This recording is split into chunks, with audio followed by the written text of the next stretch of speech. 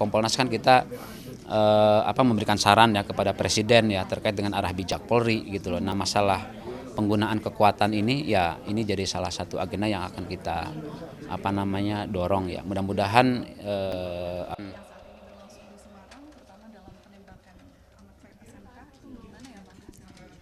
ya untuk hasilnya ya nanti kita kan gini, kita dari awal memang turun ke lapangan melakukan pemantauan ya, kontrol pengawasan terhadap proses penanganan kasus penembakan tersebut gitu ya, agar prosesnya benar-benar akuntabel dan transparan gitu. Jadi kita dengan kita memantau dari awal ya, turun dari awal ke lapangan, kita mendatangi sekolah, kemudian juga keluarga dan kepolisian, kita mendapatkan itu ya keterangan-keterangan yang tentu saja berguna untuk Kompolnas dalam konteks memastikan prosesnya benar-benar akuntabel dan transparan, termasuk sanksi terhadap pelaku gitu. Nah, hari ini memang ada sidang etik ya, dan informasi sudah sampai ke kita, dan kita juga ada dan kita juga turun ya, maksudnya Kompolnas dilibatkan gitu ya, diundang untuk ikut mengawasi jalannya sidang tersebut ya. Nah, hasilnya nanti kita lihat gitu ya, apakah hasilnya sesuai dengan harapan ya, artinya benar-benar akuntabel dalam konteks penanganan kasus tersebut. Nah, selain etik memang dugaan pidana juga kita akan awasi gitu ya, supaya tetap jalan. Jadi tidak cuma sekedar etik, tapi dugaan pidana juga harus prosesnya harus jalan gitu. Oke Mas, ini kan beberapa hari polisi seolah menggunakan peralatan senjatanya ya, itu jadi kayak serampangan dan tidak digunakan secara tepat. Ini ada evaluasi yang perlu, malah itu kemarin DPR, ada salah satu anggota DPR yang bilang kalau polisi itu cukup bawain pentungan aja deh daripada pistol yang ternyata malah nembak temannya sendiri, terus bahkan ya salah sasaran untuk ke SMA, anak SMK gitu. Gimana Ya, masalah penggunaan kekuatan yang eksesif ya oleh kepolisian, ini juga jadi salah satu concern ya, Kompolnas, untuk memastikan bagaimana ke depan hal ini tidak tidak ada keberulangan gitu. Upaya komprehensif ya tentu sangat penting lah. Jadi persoalan-persoalan catatan kritis yang disampaikan oleh di publik gitu ya, mulai dari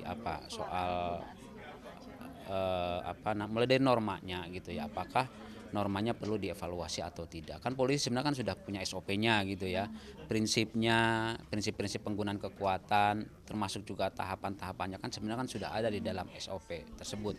Nah, pertanyaannya kan kenapa SOP itu tidak tidak dipatuhi gitu ya, sehingga terjadilah penggunaan kekuatan yang eksesif gitu ya, termasuk penggunaan senjata api. Nah, itu akan kita lihat evaluasi gitu ya, layer masalahnya ada di mana, apakah di pengetahuan anggota terhadap kode etik tadi gitu ya, SOP tadi, atau masalah keterampilan, atau perlu ada tes psikologi gitu ya secara berkala untuk anggota, atau misalnya soal pendataan anggota, siapa yang yang dibolehkan untuk menggunakan senjata api, siapa yang nggak boleh gitu ya, kemudian jenis-jenisnya gitu, termasuk juga pengawasan dan akuntabilitas ya. Ketika terjadi pelanggaran ya tentu saja harus ada pertanggungjawaban tindakan kepolisian tersebut. Nah, semua aspek tadi akan kita lihat ya, karena